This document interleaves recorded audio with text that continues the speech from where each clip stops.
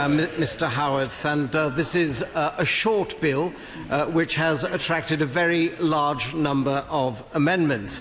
But they do fall into a number of broad categories, and I'll deal first of all with the issue of parliamentary scrutiny, which has engaged the attention of a large number of honourable and right honourable members. And listening to the debate, it's very clear that there is actually a considerable amount of common ground across the chamber. The government believes also that parliamentary scrutiny is essential as we withdraw from the European Union. Indeed, the whole object of leaving the European Union is to ensure that our Parliament can take back of our own laws, and for that purpose, scrutiny is essential. Now, I recognise the thoughtfulness of the wording of many of the amendments which we have considered this afternoon, which seek to formalise the mode of scrutiny, but I think it will probably surprise nobody that I will not be accepting any of them.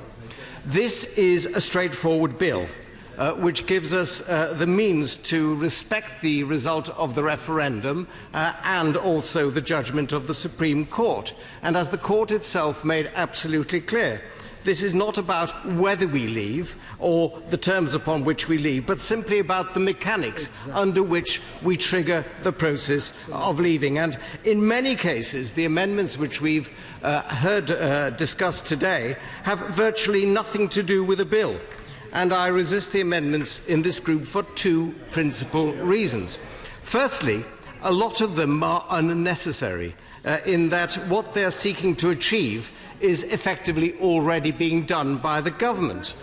No one can deny that my right honourable friend, the Secretary of State, as indeed the honourable gentleman for Greenwich and Woolwich recognised, has been absolutely assiduous in his engagement with Parliament. It's been the source of intense scrutiny over the past 7 months, and I would suggest, I'll give way. Thank you. I'm wondering if the Minister can tell us if reassuring EU nationals is unnecessary. Well, I will come to EU nationals later, but as I explained a moment ago, I'm dealing at this moment with the issue of scrutiny and not with the issue of EU nationals. One can see from the Secretary of State's record of engagement that he's given an oral statement on an almost monthly basis, far more than the monthly or bi-monthly or quarterly updates to Parliament requested in these amendments. Ministers from across government have been at this dispatch box many, many times to debate our EU exit. The Prime Minister has given a statement after every council, including one today, and that's in addition to holding debates on the EU exit in government time, 15 appearances at select committees by ministers and officials from all departments. I'll give way. And I'm pleased that he understands that parliamentary scrutiny is essential. But what we've heard from government backbenchers is that once the negotiations begin, everything has to close down. And therefore, what has happened in the last 7 months is not strictly speaking relevant to what will happen over the next 2 years. And therefore, the purpose of New Clause 3 and New Clause 28 is a forward-looking scrutiny. Exactly. May I say to the honourable lady that I understand the point that she's making. It is not, however, the case that everything is going, as she puts it, to close down. There will certainly be negotiations, and it's important that those negotiations do continue to a certain extent in terms of privacy. But at the same time, this government has made it absolutely clear, time after time, that we fully appreciate the need for engagement with this Parliament and for scrutiny by this Parliament, provided, of course, it does not adversely affect those negotiations. I'll give way one more time. Will you agree that the final deal should in fact be scrutinised by the British people, who should have the final say on whether this deal represents their reasonable expectations when they voted to leave? And if it doesn't, they should have the chance to stay in the EU. The British people have had their say. They've had their say very clearly. They have instructed this Parliament that they wish to leave the European Union. I know that the honourable gentleman doesn't like that result, but that is the hard fact.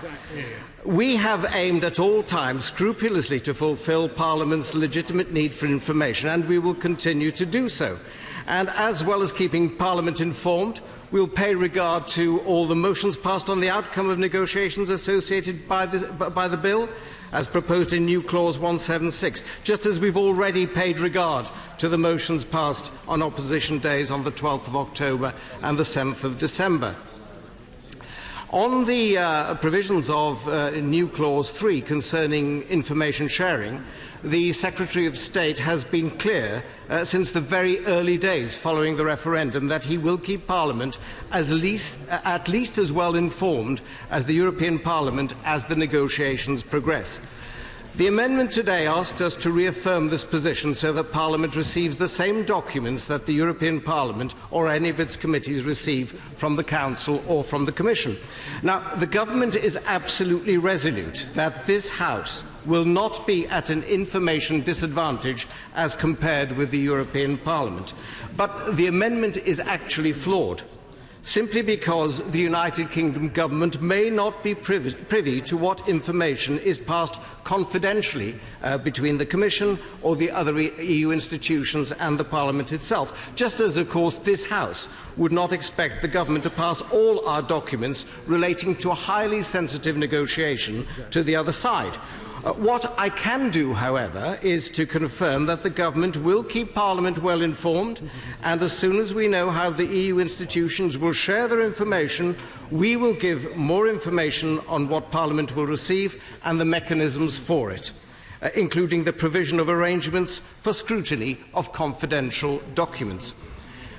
The second category of amendments, which again I must resist because they prejudge the negotiations to follow, are amendments that ask for a formal reporting on a myriad of subjects or for votes on unilateral commitments. The exact structure of the negotiations has not yet been determined and may very well be a matter for negotiation itself. And therefore, setting an arbitrary reporting framework makes no sense at all. There will be times when there will be a great deal to report on, and times when there is very little.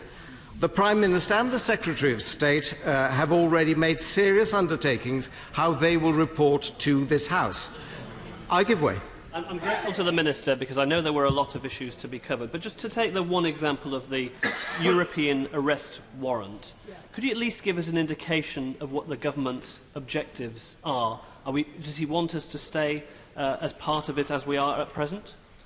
Well, clearly we require and we're looking to achieve close cooperation with the European Union on security matters. But again, these will be a matter for negotiation. These will be a matter for negotiation, and as the negotiations progress, then we will keep the House informed. And the commitments that the Prime Minister and the Secretary of State have given are important. That is why the Government published the White Paper on our negotiating position last week with an introduction by the Prime Minister, once again stating our clear aims for the negotiations, which includes, for example, referred to by the Honourable Lady for Brighton Pavilion, implementation phases. Those are part of our objectives. Now, I won't give way because I do have little time. The Secretary of State announced in the recent White Paper that there will be a further White Paper published on the Great Repeal Bill, so that Parliament can be kept fully informed of the provisions of the bill in good time. And after that, the Government will continue upholding this commitment through the primary and secondary legislation that will undoubtedly be required. Amendments that ask for specific reporting to Parliament after invoking Article 50, including new clauses 3, 20, 22, 29, 51, 111 to 130 and 151, for example, on our relationship with EU agencies, on competition policy, environmental regulations, the UK renewable sector, and virtually every other aspect of our relationship with the EU are dangerous. They would bind us to an inflexible timetable of updates as we try to navigate a complex set of negotiations. I give to the Minister. I am following his speech carefully. Does he agree with me that it is a mistake to put the procedures of this House into primary legislation, which will give the courts an unnecessary focus to interfere with our affairs? He makes an extremely important point. If these provisions are put on the face of the bill, then there is no doubt that they become justiciable, and that therefore would lead to further delay. What this country requires at the moment is certainty and speed, and instead we would have uncertainty and delay. I'll give way one last time to the Honourable Lady. I'm grateful to him. Would he acknowledge that there is at least a possibility that a new trade agreement won't be agreed in a very tight 2-year period? And if he does acknowledge that that is a risk, why won't he put in place a transitional arrangement to protect our businesses from crashing out of the EU without any transition? I think that I can go no further than what I have already said. Of course, transitional arrangements require bilateral agreement, and we have already indicated that that is what we are aiming at, but frankly, it takes two to tango in this regard. Amendment 78 would require the Foreign Secretary to publish a work programme for UKREP for the duration of the negotiating period, and this is simply an attempt, frankly, to delay notification by creating new obligations and impediments for the government. I turn now to a matter which exercised a large number of colleagues, quite understandably, and I want to refer to these amendments and new clauses in detail, and these relate to the status of EU citizens. Now, providing certainty for this group of people is an important issue for the government, and it's why the Prime Minister in her speech made it one of our 12 priority objectives for negotiations. I will not give way, I'm afraid. I have very little time. Whilst these amendments call for different cut-off dates and vary in wording and terminology, they all share the same aim: to guarantee the status of EU nationals currently in the UK. Now, Madam Chairman, the government wholeheartedly agrees with this aim. As my right honourable friend, the Prime Minister, has said repeatedly, most recently this very afternoon, securing the status of EU nationals is one of the foremost priorities of this government, and we have stood ready to reach an agreement from the beginning, because it's not in anyone's interest to allow any uncertainty over this issue to continue. I will not give way because I have little time. As the Prime Minister told the House earlier this afternoon, the government recognises that European citizens who are resident of the UK make a vital contribution both to our economy and to our communities, and that contribution was highlighted very personally by the contribution of my honourable friend, the member for South Leicestershire. Without them, we would all be poorer, not least our important public services such as the National Health. This is, I will not give way any further, this is less an issue of principle than one of timing, with a few EU countries insisting, frankly, that there can be no negotiation without notification, and that therefore nothing can be settled until Article 50 is triggered.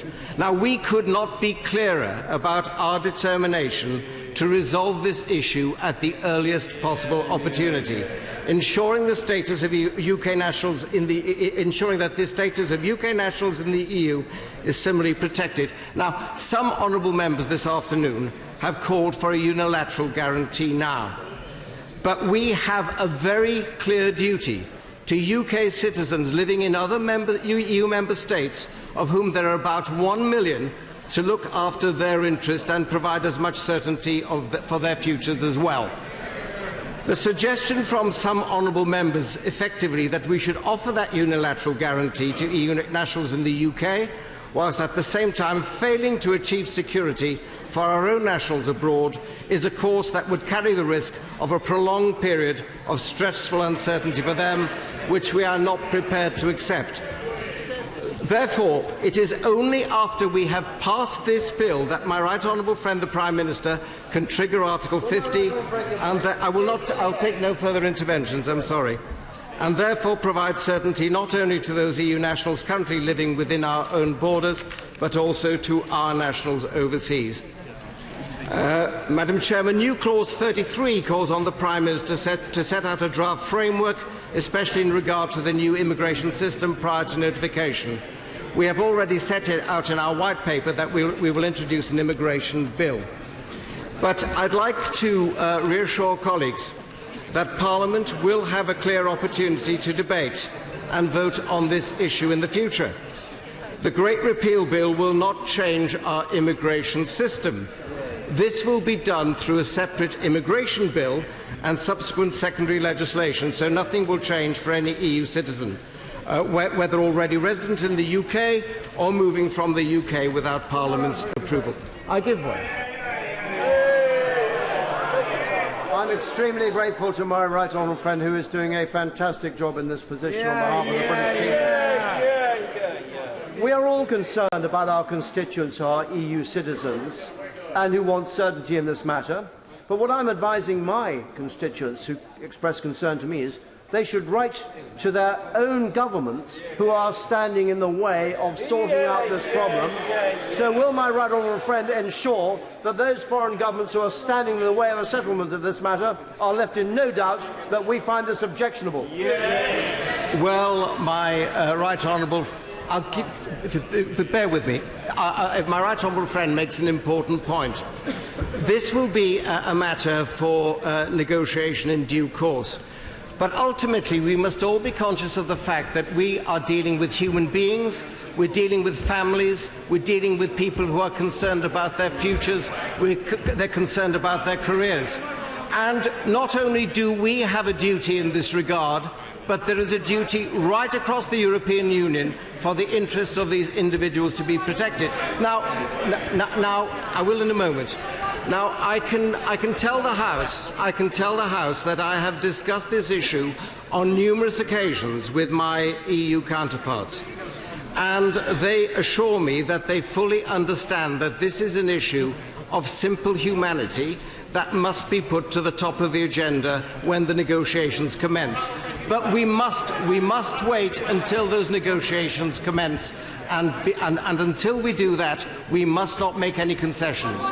I give way to the Honourable Lady. Thank the Minister for finally giving way. I want to talk about my constituent from Germany, Mr Jörg Neuter. He came to see me on Friday and he's lived in Scotland for almost 4 years. He's understandably concerned about his future and the uncertainty surrounding his residency. Now, there's nothing preventing the government from providing that certainty to him and millions tonight. So will the Minister now provide that? Will he do that now? Well, we owe the primary responsibility to our citizens in EU countries, but we also owe a duty to EU nationals in this country to ensure that their interests are... But frankly, this is also a matter for their governments too. Madam Chairman, this has been an interesting debate, it's been a lengthy debate, an important debate, but I must resist all the amendments. Matthew Pennicott.